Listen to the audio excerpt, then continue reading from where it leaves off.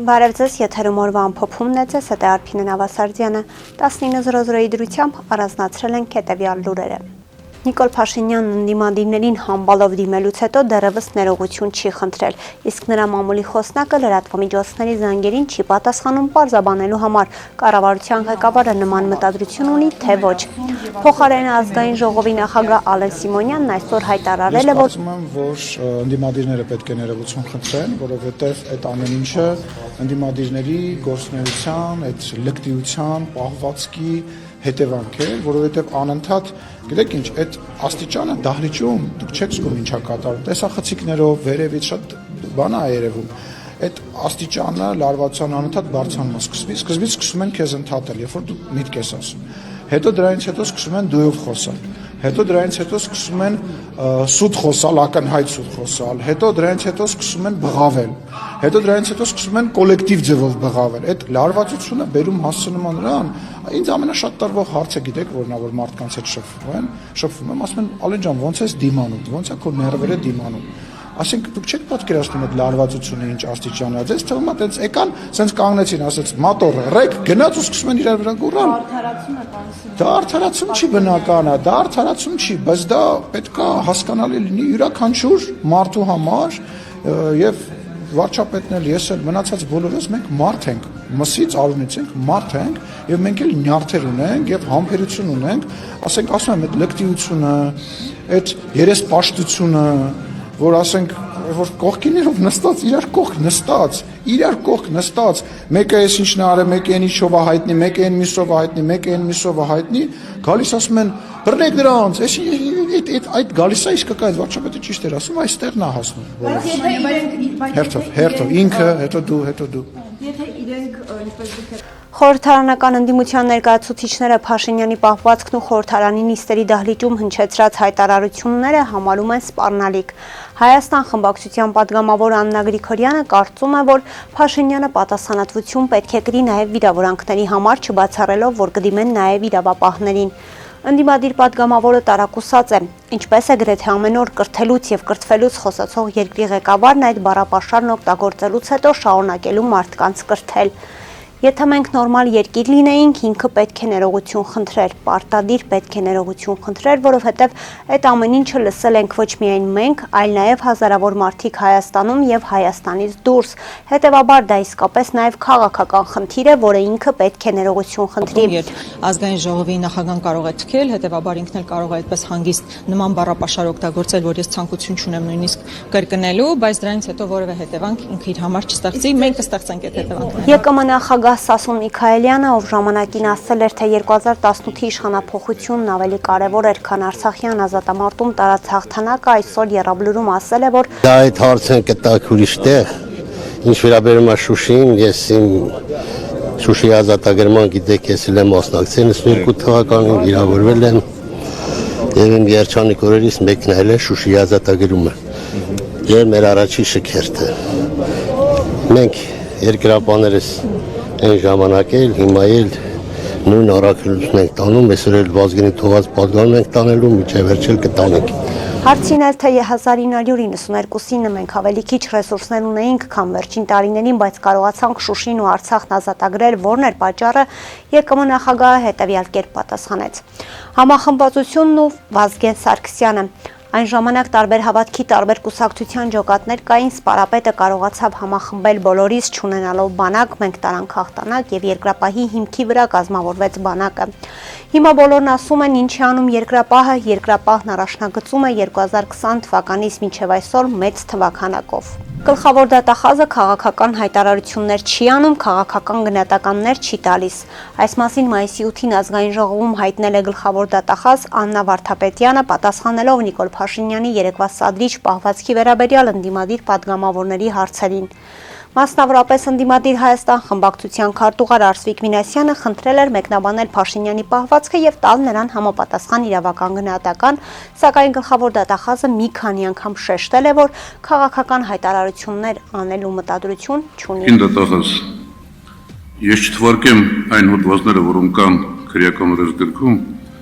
բայց դուք այլևս վարչապետի օգնականը չեք։ Դուք Հայաստանի Հանրապետության գլխավոր դատախազն եք ասեմ, որ այս համազգեստը ձեզ շատ սազում է, ես ձեզ կհորդորեի դուրս գալ նախկին կարգավիճակից, որովհետև նույն քրեական օրենսգրքում կան նաև հոդվածներ պարտականությունները չկատարելու կամ ոչ լիարժեք կատարելու վերաբերյալ։ Հարգելի նախագահ, քաղաքական հայտարարության արձագանք չունեմ։ Նշենք, Փաշինյանը 3 հերթական անգամ կորցրել էր ինքնատիրապետումը, ընդդիմության ներկայացուցիչներին սպառնալով քշել ազգային անվտանգության ծառայության նկուղները։ Նա նաև անուղղակիորեն մեղադրել է ընդդիմությանը երրորդ երկրների օգտին լրտեսելու մեջ։ Մեր քաղաքական ամոթն է, որ մենք գալով 2018 թվականին իշխանության, մենք նույն տրամաբանության մեջ էինք ապրում եւ մտածում Ղարաբաղի հետ կապված։ Հավատում էինք եւ վստահում էինք այն նույն տրամաբանությանը, որը գոյություն է ունեցել 30 տարի, կզանգենք Ռուսին, ինքը պատերազմը կկանգնացնի։ Այս մասին այսօր ազգային ժողովում նշել է Ալեն Սիմոնյանը, պատասխանելով հարցին, թե որն է իրենց իշխանության ամոթը։ Նա նշեց, որ իրենց քաղաքական ամոթն է եղել, որ շարունակել են նույն տրամաբանությամբ մտածել, կարող ենք ոչ մի բան չանել Ղարաբաղի համար։ Մեր գեներալները ախրանիկներով եւ տներով կարող են ման գալ, մենք կարանք ոչ մի բան չանենք, չկզանգենք Ռուսին, Ռուսը կպահի այդ պատերազմը, այդ դա է մեր քաղաքական ամոթը, որովհետեւ մենք մտածում էինք դե լավ, եթե այդ համակարգը գործել է, եկեք այդ համակարգին ձեռ չտանք, բայց պատերազմը գցեցին մեր ջեբը ու գնացին, այո, ամոթ է, որ մենք թույլ տվեցինք, որ պատերազմը, այդ խաբկանքը, այդ սուտը գցեցին մեր ջեբը ու իրենք թռան, շեշտել է Սիմոնյանը։ Հայաստանի անվտանգության խորհրդի քարտուղար Արմեն Գրիգորյանը մայիսի 12-ին աշխատանքային այցով կմեկնի Հնդկաստանի մայրաքաղաք Նյու Դելհի։ Անվտանգության խորհրդի գրասենյակի փոխանցմամբ Գրիգորյանն այնտեղ կհանդիպի Հնդկաստանի վարչապետ Ներենդրա Մոդիի ազգային անվտանգության գծով խորհրդական Աջիթ Դովալի հետ։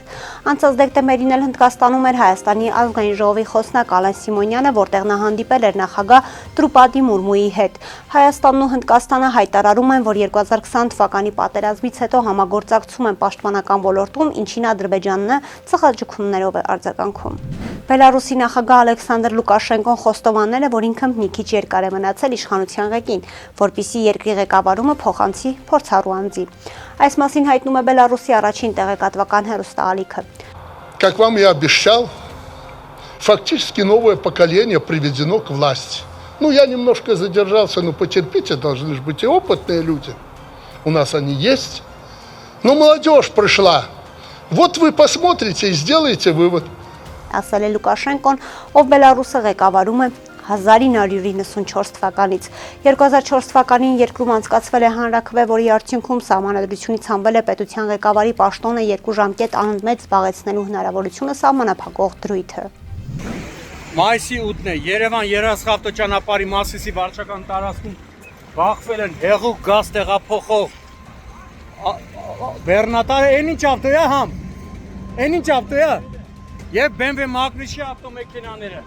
երկու ավտոմեքենաները բախման հետևանքով BMW-ն գլխի վրա շրջվել է, հեղուկ գազ ավտոմեքենան կողաշրջվել է եւ սկսել է հեղուկ գազի արտահոսք։ Օպերատիվորեն ժամանել են Մասիսի հրշեջ փրկարարները, այս պայն ովքեր հոսանքազրկում եւ փորձում են գազազրկել ավտոմեքենան, ժամանել են նաեւ Արարատի մարզի գումարտակի պարեկները, երթևեկությունը դարձել է մի քիչ դժվար անցանելի, քանի որ երկու ավտոմեքենաները տեսնում եք հայտնվել են ճանապարհի մեջտեղում։ Բախման հետևանքով BMW-ն հայտնվել է ճանապարհի մեջտեղում եւ երթևեկությունը դարձել է դանդաղընթաց։ Վթարի փաստով Մասիսի քնչական բաժնում նախաձեռնվել է քրեական վարույթ, որտեղ էլ պարզվում է Կամազի վարորդի եւ հիվանդանոց տեղափոխված BMW-ի վարորդի ինքնությունը։ Այսօր մայիսի 8-ին ավտովթար է տեղի ունեցել Կոտայքի մարզում ժամը 0:30-ի սահմաններում Քանաքերավան Մրգաշեն Գյուղամիջյան ճանապարհին բախվել են Կոտայքի մարզի բնակիչ 39-ամյա Կարենայի վարած Mercedes ML եւ Տավուշի մարզի բնակիչ 33-ամյա Նարեկ Գ-ի վարած Kia Sorento մակնիշի ավտոմեքենաները։ Վթարի հետևանքով Kia-ի վարորդը ում առաջին օգնության են հասել Mercedes-ի վարորդը, քաղաքացիները, փրկարարներն ու բժիշկները տեղափոխվել է Արմենիա բժշկական կենտրոն։ Բժիշկները վիրավորին մինչև հիվանդանոց տեղափոխելը տեղում առաջին բուժօգնություն են ցուցաբերել։ Բախման հետևանքով Կիան դուրս է եկել երթևեկելի գոտուց, բախվել հողաթմբերին ու քարերին, մեկ պտույտ շրջվել ու հայտնվել դաշտում։ Վթարի փաստով Նայրիի քնչական բաժնում նախաձեռնվել է քրեական վարույթ։ Mercedes-ի վարորդը ենթարկվել է սթափության փորձաքննության եղել է սթափ։ Ըստ նախնական տեղեկությունների վթարի մեղավորը Կիայի վարորդն է, ով Քանաքերավանից դեպի Մրգաշեն ընթանալից դուրս է եկել հանդիպակաց երթևեկելի գոտի եւ բախվել Մերսեդեսին, ապա դուրս եկել երթևեկելի գոտուց, բախվել քարերին ու հայտնվել դաշտում։ Կհանդիպենք վաղը, առողջ եղեք։